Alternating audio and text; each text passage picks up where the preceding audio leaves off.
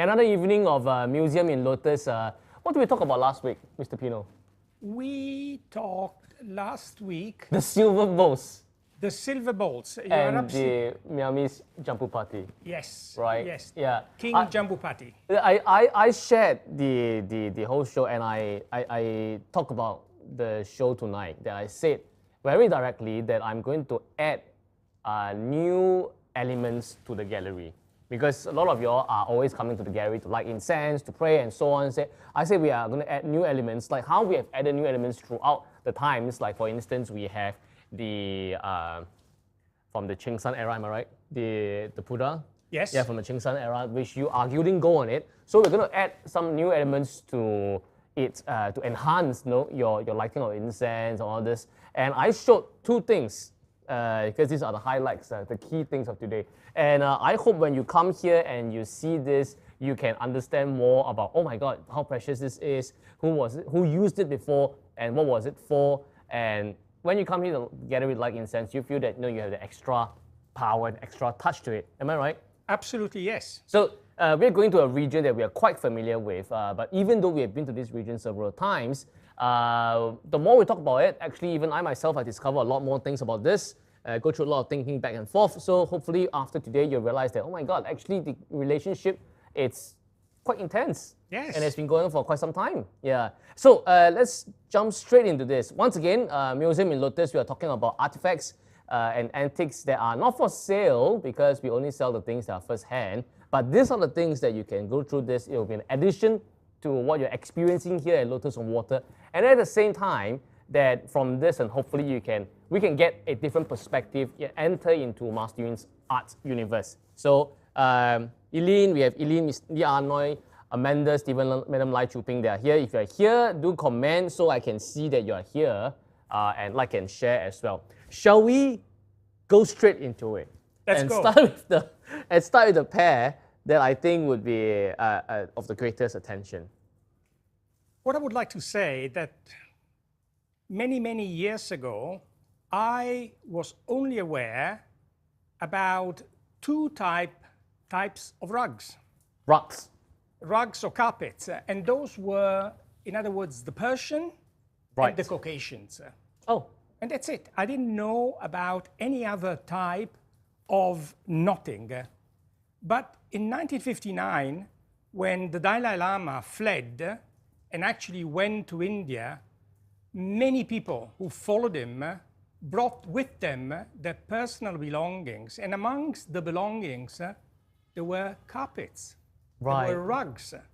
And therefore, the people studying carpets had the first understanding of what the Tibetan rugs were like. So today we are actually talking about Tibetan carpets or rugs. Yes. We already know if you step into the gallery, you come here and you take your shoes outside, actually what you are stepping on are already some of the best Iranian carpets. Some are wool on wool, some are silk on silk. Sorry, silk on silk ones are very reserved because they are very precious. If you watched my other episode in Art Beyond Museum, I did go to one of the areas in Arab Street to demonstrate the carpet, and that's the Persian carpet that you are talking about. Correct. But then now Mr. Pino is telling us that that's more to that. There is also the ones from Tibet. There are the ones from Tibet. And let's also realize that Tibet is a very remote place, not easy to reach. And that's the reason why the Tibetan rugs, usually of small dimensions, were actually not known. And they were only made for utilitarian use. In other words, there's a variety of rugs which are knotted, hand knotted, and they're rugs where people sleep or meditate. There are horse blankets. There are horse saddles, which are made of a set, one that goes underneath the saddle, and the other one, which is a squarish sort of rug, which will go on top of the saddle. And we happen to have one, which we will show you. And then there were rugs meant for high lamas and for special occasion, and for special visitors. And I would like to start And we have quite a number tonight, and we hope to cover all of them because of the variety and because of the interest that in this episode they represent. And I would like to start immediately with two small, squarish, rectangular actually, rugs. This one right in front of us. Very, very beautiful. And this is actually a pair. A pair. So let's look at them. And you mentioned that if they do this, it's definitely of a particular use. It's a particular use, and I will just mention the use in a minute. Now, why do I say they're special? How come small rugs like this are special? It's because, as I mentioned earlier, it's the use, very special use. So it's a pair. And this is actually a pair. It's a pair. Now, when we look at the rug, and I will show you the way the rug should be seen. Right. It's basically like this. Oh, okay. The same direction. And what was the use? It was to sit. So in other words, this special pair was commissioned, and it comes from a very well-established workplace. Now we can see here the image, a much clearer image. This comes from a book, and a book that has been published here in Singapore by Marshall Cavendish.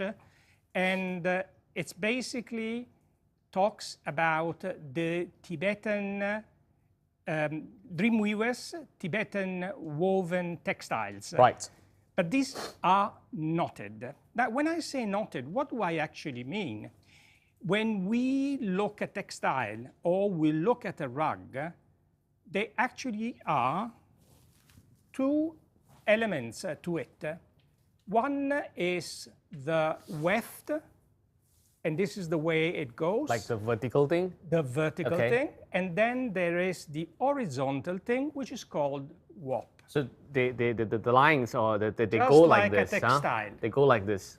And therefore, the weaver, the Tibetan weaver, used actually on the weft, used to knot. Right. Now, let's enter just for a few seconds so that we understand a little bit of the differences of the knotting.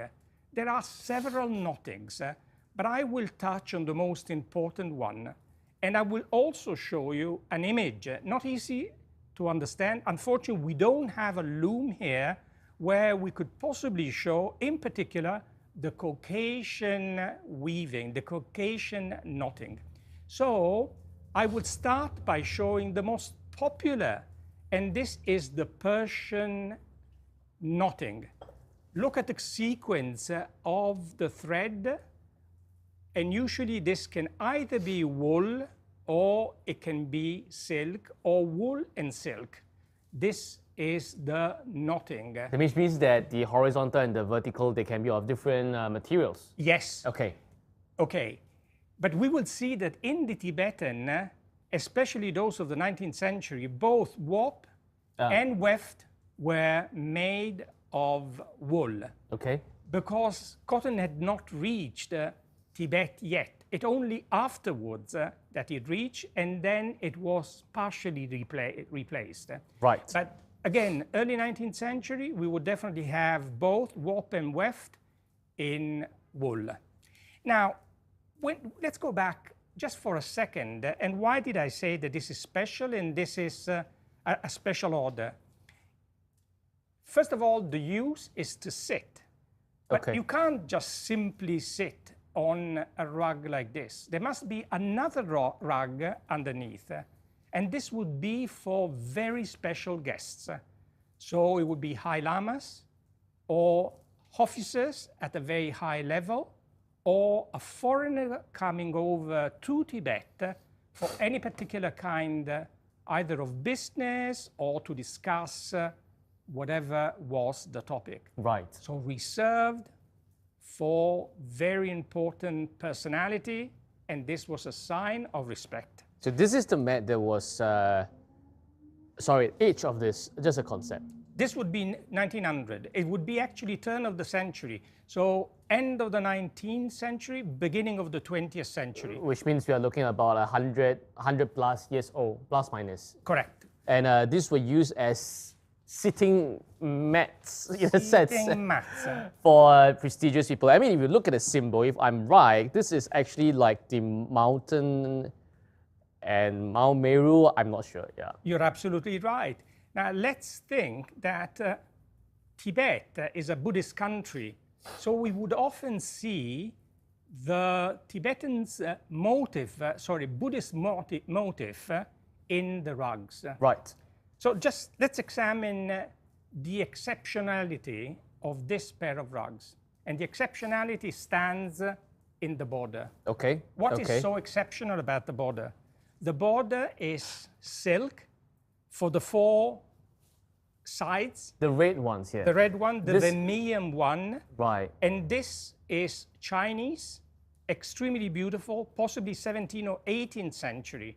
Now, Tibetan could not make silk because the worms at that altitude, and we're talking about 3,000 meters above the sea level, would not allow the worm to develop. Okay. So the silk was actually bought from China.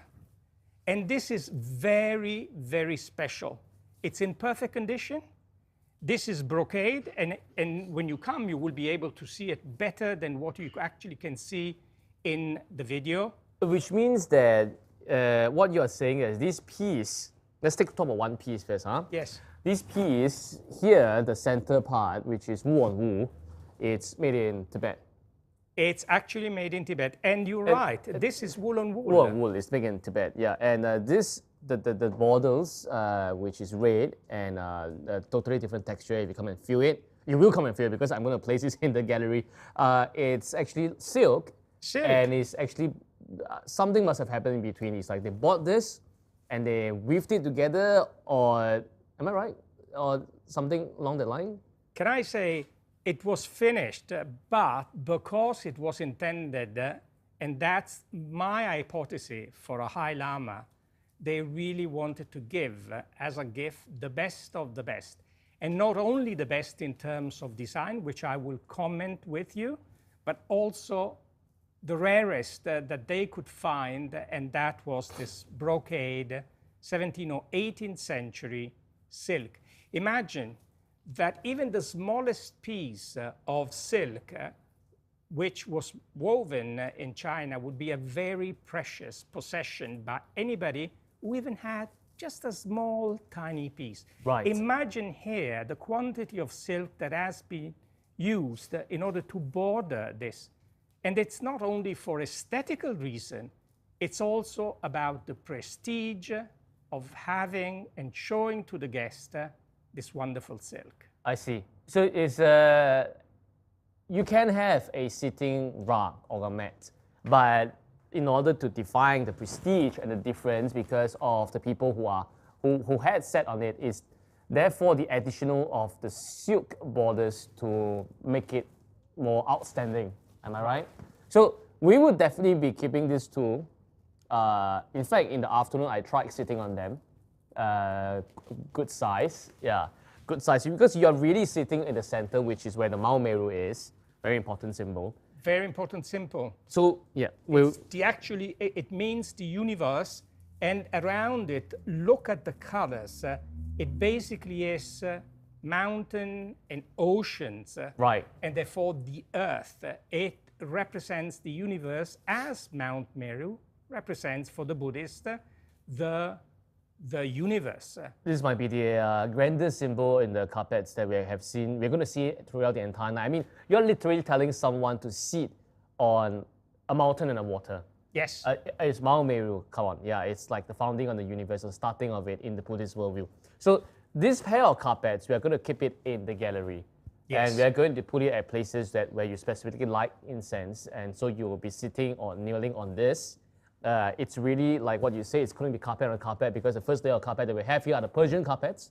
Yes. And on top of this, you will have this specially done that in the past, it was actually reserved for high guests, high lamas, then they will get to sit on this carpet. But now Absolutely. we will still be able to use these antiques in this manner. So when you come to the gallery like incense, there's something extra for you. We'll be placing it at the more important spots in this gallery. I underline one other final aspect about these two rugs. Look at the composition of the colors. This is a master weaver. It's not an ordinary weaver. And it comes from what I call a workshop of very high level, where they actually mastered the art of weaving. So let me also tell you that all the colors here are natural colors, which is also very, very important. The natural colors come from Tibet. It's only at the end of the 19th century, beginning of the 20th century, that they started to import artificial colors. And we will see one that has artificial colors, but the soul of the carpet of the Tibetan weave is totally there. We will see it later. So this wonderful and published, as we would see, we saw earlier. We saw this now, yeah. So very, very precious in many, many ways. Right. I see there's a small one here as well. This one. Is this meant for sitting? So these two are meant for sitting, a pair. Definitely. You can imagine, it's like a big hall, and then there are like two important guests. The rest of them are guests. There are two important guests, so they either be sitting side by side. If not, they're facing each other, and they will all have this mats. You know, it's a bit like how we go to parties and events nowadays that if you are a VIP or a guest of honor, that you have different seats. Right. Everything, the seat will be entirely different. So just to give you an idea, so that we really understand the concept, if the Prime Minister of Singapore and his wife were to visit Tibet, even this day, they would definitely reserve a carpet of this quality and of this beauty. I see. And that will testify the importance and the reverence that the Tibetan would have for a couple of that stature. We are definitely going to have this in the gallery for you to use. This one, small one. Okay, so obviously, now we see this one is without the silk borders. Am I right? It's very simple. Again, it could have been used for two different purposes. One would have been maybe to sit like this, but we only have one of the pair. The most possible use was as on top of a saddle. Usually in Tibet, they would have a set for the horse saddle. One that would be straight on the shoulder of the horse, then there would be the saddle on top, and then there would be this rectangular underneath the body of the rider. That means that the rider would be sitting on this thing. Absolutely. So in a sense, this thing is supposed to be on the back of the horse. Oh, I don't know how fat a horse is, but something like that.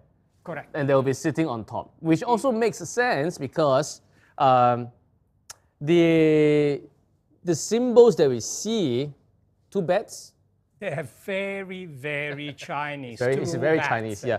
I don't have to elaborate about how the Chinese and the Tibet, I mean, we talked about this many times. In Tang Dynasty, one of the princess called Wen-Cheng princess married over there, and she brought tons of stuff over, a lot of seeds for them to grow agriculture, put up sculptures and so on. So the two temples now in Tibet, 大昭寺, 小昭寺. The 小昭寺, it's actually the one that hosts or is the home to the many Buddha sculptures that Princess Wen-Cheng brought from Tang Dynasty. You need to find a husband that loves you so much that they'll build a temple for you. It's incredible. But interesting enough, in that period, there were tension between Tibet and China. Yeah. And look what happened. Love, and that is the princess, the Chinese princess, marrying a king of Tibet that allowed love to basically flourish, and with it, peace. Yeah, and actually there was a great alliance as well. Yes. And it lasted till the end of the whole king's reign. The second came along, then something else happened. But here, because I was talking about this very Chinese symbol, the bats for sure. So let's assume that I'm using this high llama thing. Absolutely. You see, just imagine that if it's fatter. That means that because the significant thing about this carpet is that both sides, they are symmetrical. Symmetrical. So if you rest this on a horse's back, whichever side you look at it, you will have pretty much the same symbols. Am I right? Absolutely, yes. Yeah. So in the two opposite corners, we see this wonderful bat, Yep. which is reminiscent of luck. So this tells you another element, and that is that the symbols, the Chinese symbols, were incorporated in the Tibetan weave, in the Tibetan knotting. Now, one thing which I'm just examining at the moment, if you look at this rug, and actually when you come, it would be easier for you to detect, there are two parts in the field. Yeah. And one is pure, beautiful indigo blue.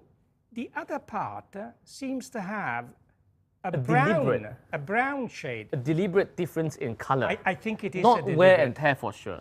Now, this, technically speaking, in the world of rugs is called, and this is a Persian word, abrash. The abrash used to mean that whenever the wool would be insufficient, another similar wool, in terms of color, would be used. In my opinion, it's totally different. This was wanted. It makes the carpet, the rug, alive. It makes it absolutely beautiful. There's that lively element that you would otherwise not have. Again, in this particular rug, we see that all the colors are all natural colors. Again, the dating would be the turn of the century. Unfortunately, because it's covered, we can't see the structure of the rug, which actually would either be wool, as I believe. I mean, if I were to tear off this blue, yeah. It looks like wool, and this is wool on wool. Yeah. Again, this does not come, it's not a craft that comes from any family. This comes from an important atelier. I repeat the word atelier, but what I actually mean is a workshop of very high prestige. Right. I mean, it's coincidental that you mentioned that this might have been used on a horse saddle. Yes. Because we already know since like so many episodes that the relationship of Tibet and China, the princess brought the culture and everything in. There is another path. We talked about the Silk Road several times. We know that if you remember, I tried drawing the maps before, so today I'm a bit smarter. I got the diagram prepared. That the Silk Road actually goes through Xinjiang. Yes. And then into what we call the Persian countries, which is Iran now. Yes. And it goes on in the Roman Empire. Now, this one that they're showing now is a different kind of road. And it's a different kind of Silk Road. There's a name for this road. If you look at this map now, that the red lines actually stretches from Chengdu, from, oh my God, my eyesight, other places in China. And then they go into Tibet. It's supposed to stop at Lhasa, which is the capital of Tibet. Now, there's a special name for this path. It's Chinese, it's called 茶马古道. I'm going to translate for you. Sorry. Let me write, yeah. So there is a different path that goes to it. Okay, let's see. The name of the path, let me write in Chinese first. Because once they see the Chinese word, if you understand the words, then it will be very obvious. It's called, okay. I think that one might be better, yeah.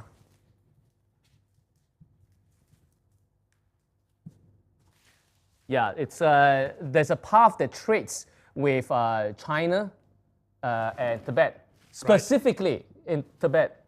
So you know this road started in Tang Dynasty, coincidentally, might be done by the princess or before that. Very prosperous during the Song and Ming Dynasty, and only in the later Qing that they stopped, that they use this road much less. In literal translation, the Dao means road, like a path, okay, like Silk Road.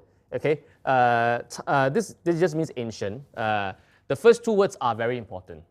The first two words are called cha and ma, which is tea, horse. Oh, okay. Tea horse, okay? So if you really translate it, it's called the ancient path of the tea and horse. Or now they will say it, if you can find it on Google, actually, it's called Tea Horse Road. Simple. Right. Tea Horse Road was the few paths into Tibet. That means they either come from Chengdu, they either come from Gansu, and then there's this narrow path that goes into Tibet. And this whole thing, this whole network of paths is called Chama Gudao, right? It's called the Tea Horse Road.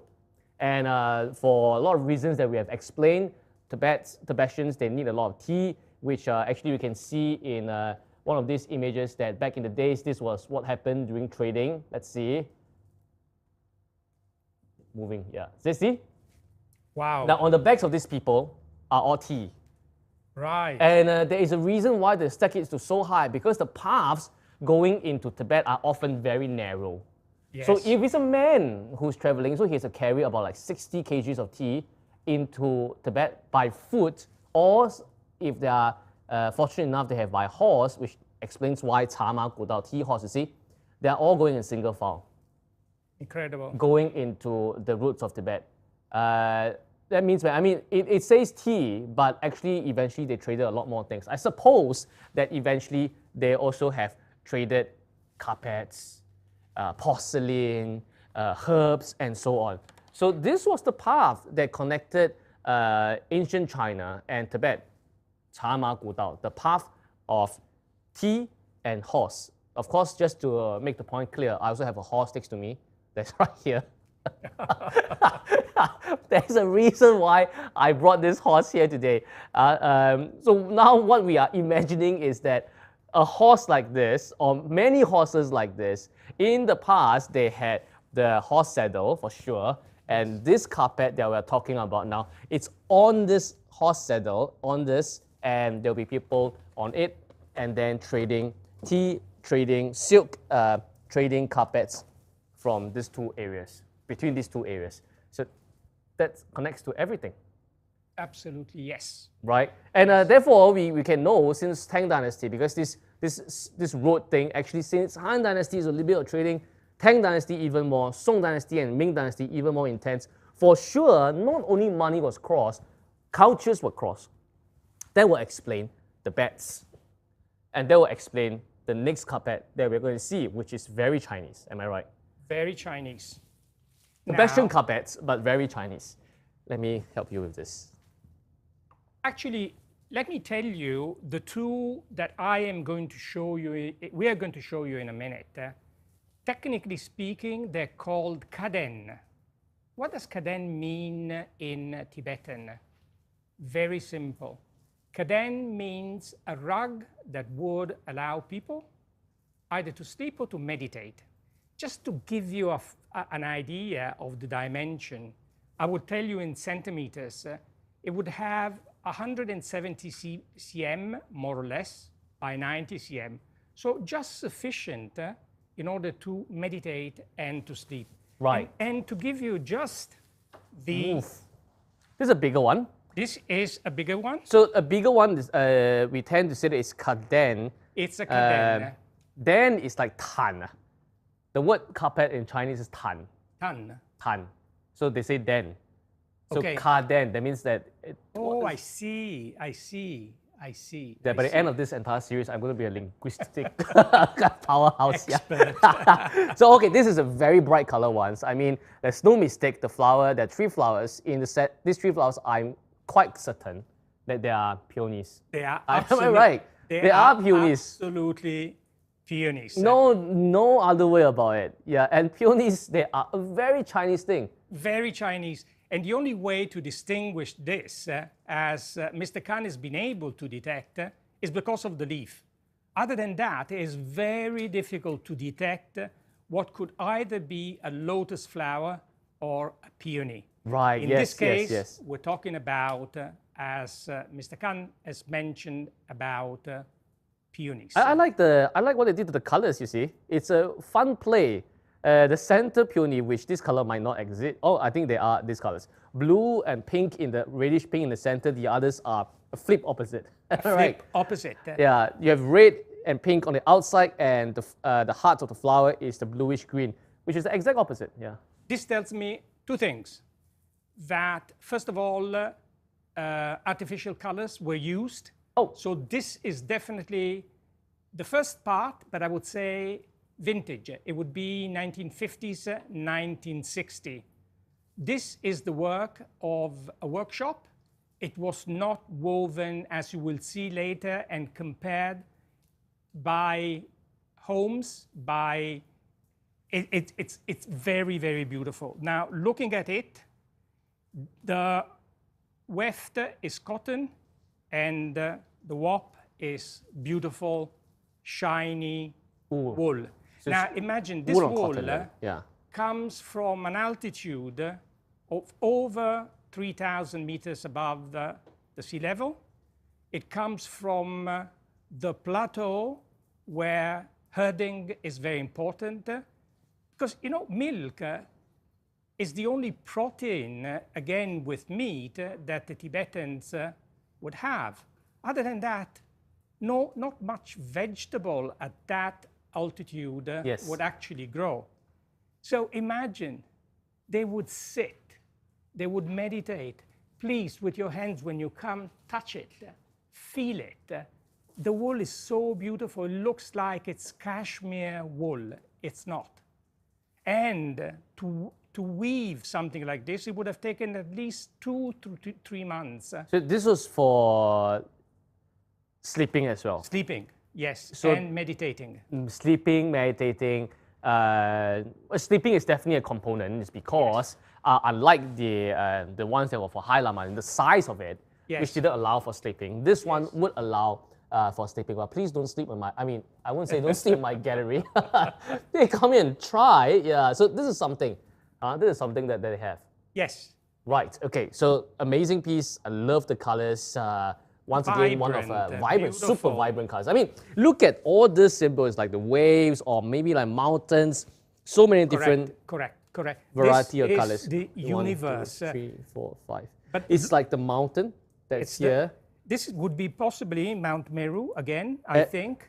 And if you look at this, this stripe here, it's as if like, if you watch enough drama, period drama, you realize that the official quote of, I should have bought the one that shows the martial officers, that signage, signature thing. You will see something similar, like this is the, probably manned or commissioned by a person who has status. Kept in immaculate condition. Yes, There's very good. Very good. repair.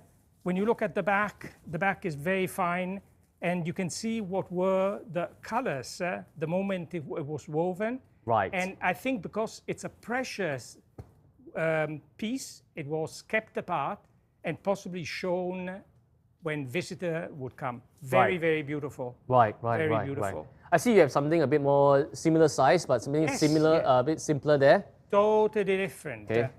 Now, very fortunate today. I get lay my hands on all these amazing carpets. You know, I have always loved carpets. You know what I said about. I did tell you what did I tell you what I said about carpets? No. You know how much money Singaporeans are spending on interior design and renovations? Like a lot of money. But when I say this, I don't want to offend a lot of people. But when I move into my house, I only spend less than $1,000 to renovate my place. Right. Because I said that I even whether in some point in time you might move house, and even if you don't move house, you're going to spend a lot of money on the things that you cannot bring away. So if I move, I would just need to take the carpet away and lay it at the new place, right? So I think that's something that's simple, yeah. This carpet.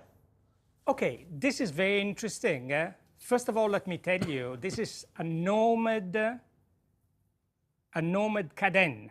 So the use was exactly similar to the one that we've just shown you. It's a caden as well. That means that long enough to sleep, to meditate, lay it on the bed. But you mentioned that it's nomad style. Yumu means nomad. That means that there are riders, there are gatherers, they move from place to place. They are not the more settled ones. And therefore, the kind of loom, it would be, in this case, an horizontal loom.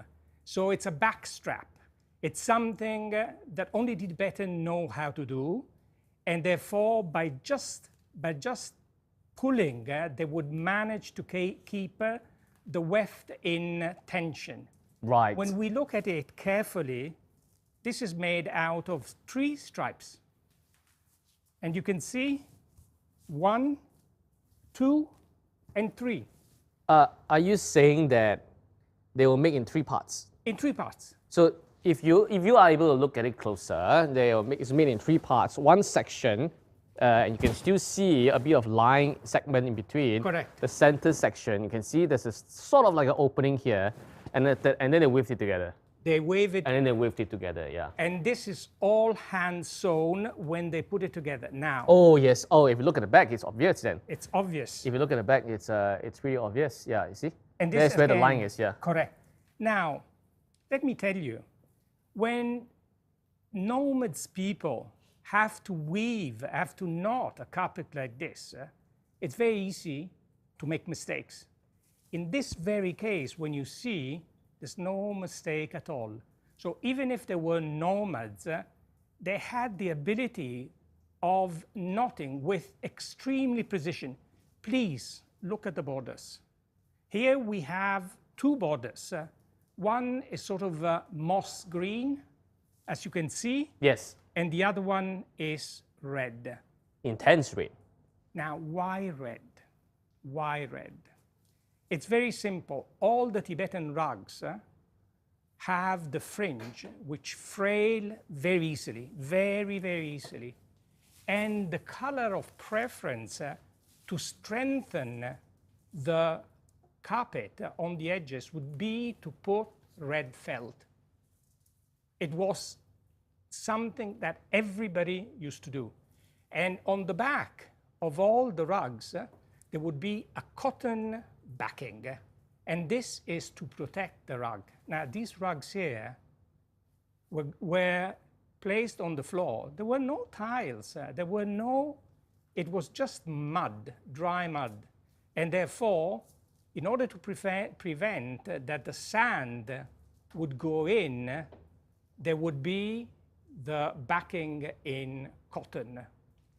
Now, look at the symbolism that we have here. Yeah, unlike the previous few, which I could decipher easily, this one is a bit geometrical. It is actually geometrical. I mean, look at this. Yeah, it looks like a math problem. Yeah. Now, you just look at the simplicity of this rug. I mean, nomads could not dedicate their time to something very complex. Right. And these are the most beautiful, aesthetically speaking, and a lot of interior designers try to find them. This is an art form which is basically coming to an end. No more nomads would weave like this. Okay, what is important for every rug? As I mentioned, there would be a border between 5 to 7 cm, which would be red felt, and that would actually strengthen the edges. But in this case, the poor nomad expert weaver did not avail himself or herself of this textile, and therefore mimicked it. Isn't this a wonderful story? So they pretended that this was actually the cloth, but it's been knotted with the carpet. When we look at the center, the recurring symbols on there are 3. With they love 3, huh? There are 3, Yeah. as we can possibly see. Now, what are these 3? They're rhombus. Yeah. They are rhombus made out of checkerboard, but they must have a meaning. This design is called, by the Tibetan, the Gao. What does the Gao? Gao, G-A-U. Right. This is basically a sign for protection, a sign to keep away the evil eye, a sign in order to prosper. This all have a meaning very close to the Chinese meaning. So it's again an amulet. The amulet is often, that we know, is often worn. It's a pendant, but in this very case, but it offered enormous protection. And that's the reason why the Tibetan believed in it. I see. So simple, beautiful, I would say pure, a wonderful human being asking protection so that would not have any illness, would be able to work, would be able to defend himself or herself and the family, of course, from any negative evil eye. Again, this one is all wool on wool. There's no doubt about it. And also because cotton in the high plateau was not available. These are very remote places. So am I right? Also about 100 over years old? 100 over 100 years over years old. We are looking at carpets, Tibetan rugs actually, that's 100 over 120 and maybe 140 years of age over here. Beautiful wool, imagine long wool, and you see this flush. So it's just like a little blanket, if you wish. It's very, very beautiful. Very good pillow. Yes, very good pillow. Right, we have one more that's there. We have one more. It's hanging like a painting. And deliberately, we have brought this final rug because we've spoken about the Tibetan. Right. But from another area of China, there was a beautiful production of rugs, of carpets.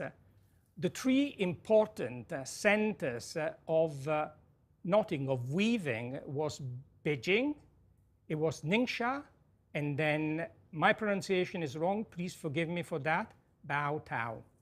The three areas. So this carpet we're looking at is not a Tibetan rug. It's not. It's not a Tibetan rug, but since we're on the topic of rugs, might as well take a look at it and we can sort of like compare. Yes. What's going on in Beijing. Of course, we have the knot, or the craftsmen are there because the emperor is there. You can make clothes for the emperor. Yes.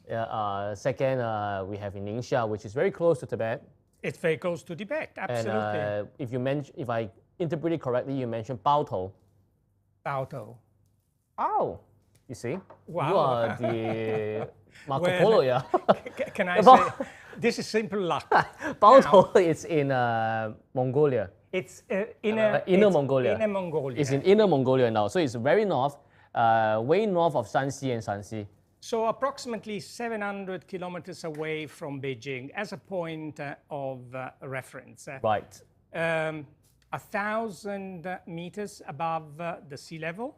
Okay. Again, all around the city, there's enormous extension of land where the sheep were basically bred, and therefore the quality of the wool was also very, very good. Intense. Now, what the people, the weaver, and the ones who used to color this wool were masters in their own right, and we will see why they were masters. Okay. I left it hanging there, so it looks absolutely like a painting. If you don't take a closer look, you might say, oh, is that a new painting by Master Yun? It's look at this, yeah. Look at this. Can you see right? it? Can you see? Look at the intensity of the color. Now, when you look at the field, it looks like it's black. It's not black. This is a mixture of very dark natural wool and indigo, the darkest that you can possibly find. Extremely beautiful. Now, when you look, it's the mirror image. So yes. if we theoretically were to cut these rugs in two, whatever we see on like one side, we will see on the other side. Like the bed. Now, look at this circle here. And it's baby blue. I would say this is the definition. Amazing is the Chinese vase, which is rendered in a sort of reddish color. We see the peony here, and the peony are related to beauty, to honesty. It's related power. I mean, for us, peony that appears on Master Yun's painting, it represents prosperity. Prosperity. And the two P's, prosperity and power, yeah. And this, it's all auspicious signs. Right. Now, if you see the vase is standing on a small base. Yes. Again, what is interesting is that we see in the back, Yeah. we actually see two scrolls. Scrolls, yeah. When you roll them up, yeah. Which bring to mind that this was meant, this carpet was meant for a literary family. Right, yes. And it was commissioned. Right. So when we leave this beautiful circle, which takes, if you wish, some of the Khotan, East Turkestan elements, and this would be the medallion that you often see in the Khotan rugs. So there was exchange of views amongst the weavers, and some would possibly travel to understand and how to develop techniques. Then what we would see here, we would see the bamboo, and the bamboo is clearly relevant to strength, to power, to longevity. This is a set of plants. This is a set of plants. A set of plants of 4, which it's typical Chinese. We call them 寒岁四友. Which means? The 4 friends of the entire year. The 4 friends of the entire year. Is because you have, every Chinese will know it's called 梅兰菊竹. So you have the 梅花, which is the blossom. Yes. 兰花, which is the orchid. I'm guessing this might be the orchid. The Chinese orchid. Yeah, 菊 means more yellowish. It's more chrysanthemum. Yes. Then 竹 is actually the bamboo. So each of them represent like strength, humility, something I forgot. Yeah, but this is Chinese, definitely. So if it was done in Baotong, and of course if we venture out of this, we see the symbols of Buddhism and so on. It might have been commissioned for, as you mentioned, a literati family, because you see the books and the scrolls all over there. That's something, yeah. Let me just comment very fast about this symbol here. I really like. This is the plum blossom.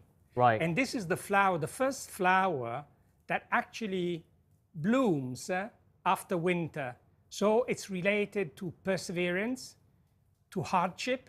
Even in hardship, the flower, after a very long period of very difficult weather and the cold, will still show the beauty, and it will show the colors. This is very interesting. Right. Let me tell you, a very interesting border here is made up with crosses. This is again a talisman to keep the evil eye away, to bring in good fortune. I see. And of course, on the outside, we will be familiar with this. We call this a 万字. That is the swastika. Yep. In this direction, orientation, it's a good swastika. Yes. It is the Buddhism swastika, yeah. And this represents the heart of Buddha. Often it's seen on the feet of the Buddha, and this is the footprints of the Buddha. So it has a very strong connotation and link with Buddhism.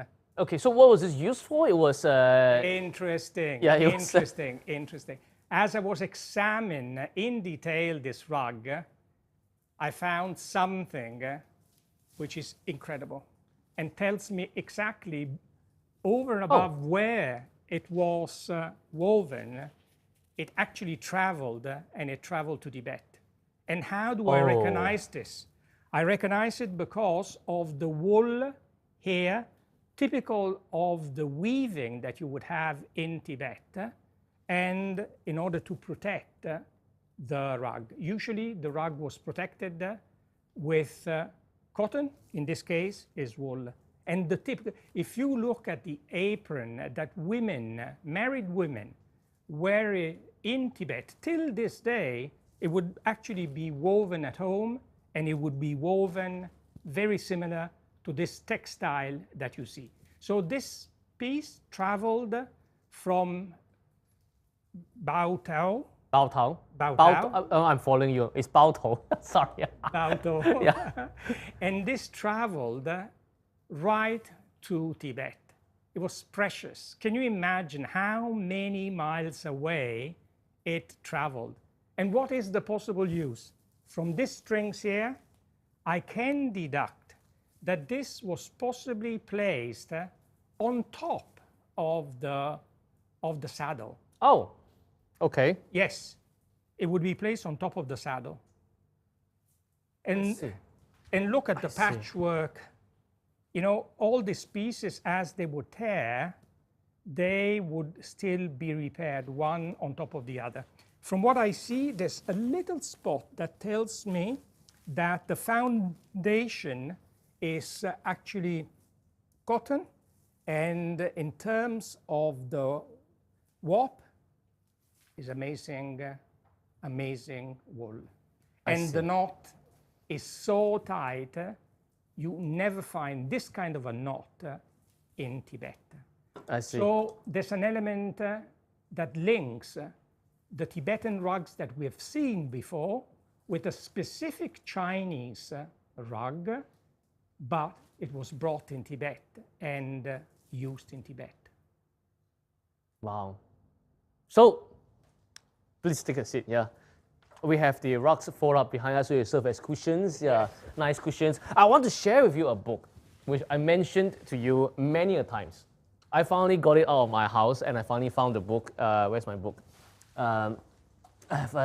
If you pay attention to our episodes, I will have mentioned this book several times. Okay, can we get a close up on this? It's called For All the Tea in China.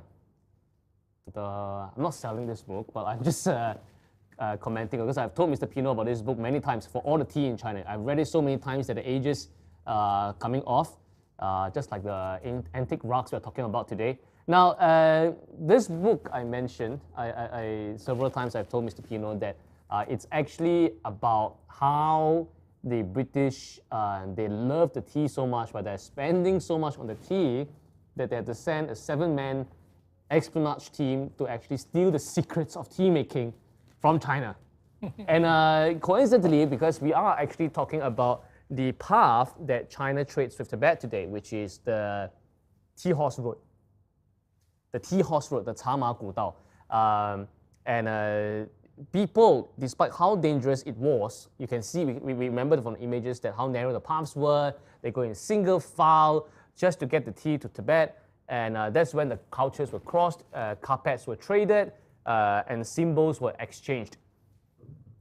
So from that, we know that all these things that we are seeing today, including the rugs, including the tea that we enjoy today, back in the days, they are extremely, extremely precious.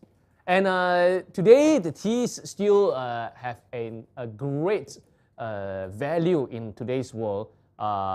I'm sure you know that this year is Mastuin's 50th birthday. Yes. Yeah. And there were several teas that he made in the earlier years that finally he has decided to, okay, why not I share with everyone? And he's going to give them out latest by the end of 10th of September, which is the Mid-Autumn Festival, 15th of the 8th lunar month. The teas that we know are, I showed it before, right? I showed it before. Extremely precious. Okay, you can take a look at this. I will take this. 4 sets of tea, 4 teas to make the whole set. Each of them are the teas that are actually from the regions that would have been traded on the Tea Horse Road. They 100% would have been traded on the Tea Horse Road because that's where the teas were growing from. The Yunnan, the Gansu, the Chengdu regions. So as you know, every 10K gets you one, you have 40K, then you get to the last one, which is one of the most precious tea of our times. Remember that today we observed one of the items that was traded on this Tea Horse Road, and that was the carpets, that was the rugs. And not just that, the symbols were exchanged, cultures communicated, and one of the key commodity that was traded along that road, despite how dangerous it was the tea. And really, for all the tea in the world, the tea nearly bankrupted Europe. Yes. So they had to send someone to steal the technique of the tea. But today, for the next 11 days, Mastuin is going to give you the tea if you fulfill the criteria. So if I were you, I would find all sorts of ways to actually make sure I get all the 4 of them because they're not coming back again. And you can definitely tell people the story, sit on a good carpet and tell them that these teas are just simply amazing. right? Now, Yes. we mentioned that we're going to keep some of the teas, the teas, you're going to get it back. We're going to keep some of the carpets, the Tibetan rugs in the gallery. So when you come to this gallery to pray, to light incense, you can actually feel and imagine like how it was 100, 200 years ago when they had this on the ground for the High Lama, when they had this on the horse, when they were trekking the grounds to actually do the very dangerous trading just to get the business going. Yes. And hopefully with that, it will add on and enhance your lighting of incense experience here over at the Lotus on Water Gallery. We hope that in another episode, we will be able to touch on the tiger rugs. There's tiger rug. There's the tiger rugs, and there's been a publication by Mimi Lipton with 106 beautiful rugs. In the collection, there are a couple. They're not that many. They're very, very expensive. But it would be worth sharing with you and telling you a little bit more about the symbolism and what they represent and the kind of power that was related to these rugs. At another episode. I would love a tiger rug. I was born in a year of tiger. I would love a tiger rug. I would love it, yeah. You've got expensive tastes, Mr. Khan, let me tell you. Okay, we're going to ask a question. We're going to choose, while we do that, we're going to choose the winners of from last week. Yes. Right? We mentioned, we talked about these carpets that are going to stay in the gallery. We talked about the teas as well, right? Where we're going to give out till the Mid-Autumn Festival. Now, there is no doubt that there's a lot of connection with China, mainland China, and Tibet region. Wencheng Gongzu, the Princess Wencheng, was one of them. But I keep on mentioning, I even showed the map, and I even wrote it on the whiteboard. There's this particular path, particular road, particular Tao that people were using to trade with Tibet. What is the name of this road? It's not the Silk Road, yeah. The Silk Road is from the north, yeah, so it's different. What is the name of this road that they were trading with Tibet? And vice versa, right? It starts with the word starts with an important commodity, which is here, and the second word is actually this distinguished and vibrant creature over here. What is the name? You can write it in Chinese, you can write it in English, doesn't matter, okay? You get that correct, you put it in the comments. What is the path, what is the route that they used to trade with from China and Tibet and vice versa, okay? Put it in the comments. So let's choose 3. Yes. This is the first one. Okay, if you will. First, we have Eileen C. Congratulations. Congratulations, Eileen. And the second one is, yeah, they all know what the path is, yeah. Second one is Jewel Lee, yes. Congratulations, good luck. The name is very auspicious, Jewel, yeah. A third is Geraldine Xia. Congratulations to these 3 friends. Geraldine Xia, Jewel Lee, and Eileen C. Right, question of the day, as some of you have already started commenting, is that what was the route that China traded with Tibet that started since Tang Dynasty, prospered in Song and Ming, and so on. Okay, the whole phrase is made out of 2 main commodities. One is here, the Master is giving you till Mid-Autumn Festival. The second word belongs to this majestic creature, full of energy, full of power, right? All right. Thank you very much for tonight. Next week, I have no idea where we are traveling to next week. So, so same. Remember, next Tuesday we are going museum in Lotus. We are going to somewhere else to look at antiques, and hopefully from there you will understand more about history and culture, and then have a greater understanding of Master Yun arts and his world of fengshui. See you next week. Cheers. Cheers.